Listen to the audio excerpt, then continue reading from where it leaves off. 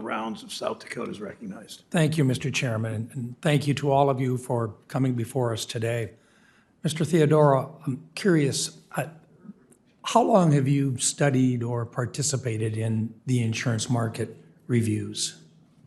I've been an analyst of the property casualty insurance industry for 15 years, 12 years at Conning, an insurance research and asset management firm in Hartford, and for the last 3 years, leading the insurance research at R-S.D. Prior to that, I was in the industry. I worked in the industry as an underwriter and in other capacities. Just curious,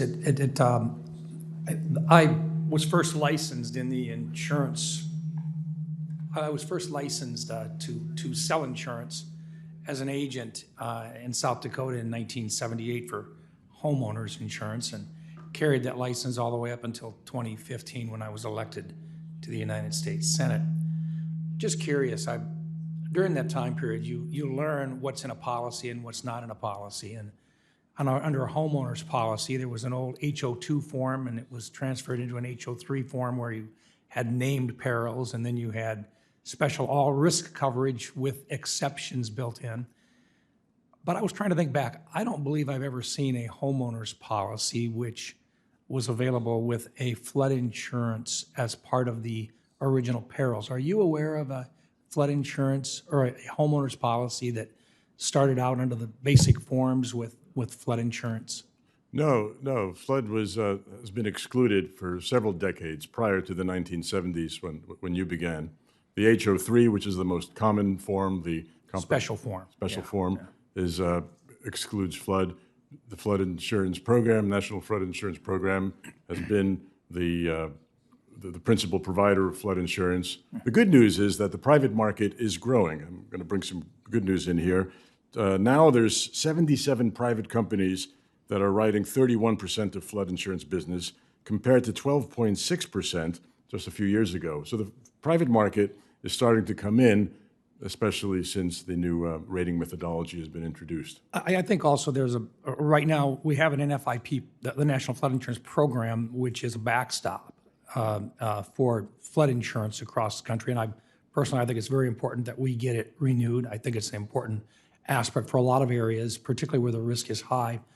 But the vast majority of Americans, they simply look at their policy and they say, I don't need flood insurance because I'm not in a flood insurance flood-prone, or an area which is prone to flood, so they don't buy it, or their mortgagee does not require them to buy it. So what you end up with is in many cases, the folks who would buy it are the people that think they may have a loss or are being required because the federal government believes they may be in a flood program or in a flood zone. Correct? That's right. So, and that leads to two problems. One, you have adverse selection, which means that the policies that are written are the ones with the perceived highest risk. They're next to a river or a creek or on the coast. And you have low penetration. There's 70 million homes in the United States. Only 5 million carry flood insurance. And it's estimated that over 80% of homes in the United States are exposed to flood. As we've seen the last couple of years, we have these atmospheric rivers, these rainstorms that are horrific and violent, that are removed from bodies of water. So the flood exposure is there.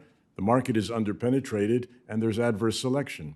You know, we represented dozens of insurance companies that wrote homeowners in the agencies that I've had an ownership interest in South Dakota. I found them that they either wanted to be in the market and they wanted to be writing a lot of insurance coverages. They didn't want to write one or two. They wanted to write lots because they made a profit if they had a larger part of the market itself. The vast majority of insurance carriers would love to write for a particular line of coverage if they thought they could make a profit. Fair enough? That's absolutely right. So the exodus from California is, as Ranking Member Scott said, law of economics. If you're losing money, there's no reason to go on doing that.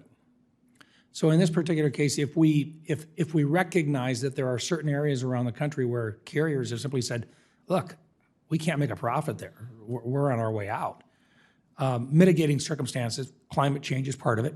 Being able to appropriately increase your rates for the risk of some of those severe weather events. If they're not able to increase rates based upon that, then they simply look at it and say, we're a for-profit organization. we can't make a profit. But there seems to be a movement out there still where people think that we should spread that out to taxpayers to pick up those losses and keep the rates low. Is that a fair assessment of what some folks think is a better alternative? Yeah, that would socialize the risk and penalize people unnecessarily and allow people that have got higher risk to go on having that higher risk. Thank you. Thank you, Mr. Chairman. Thanks.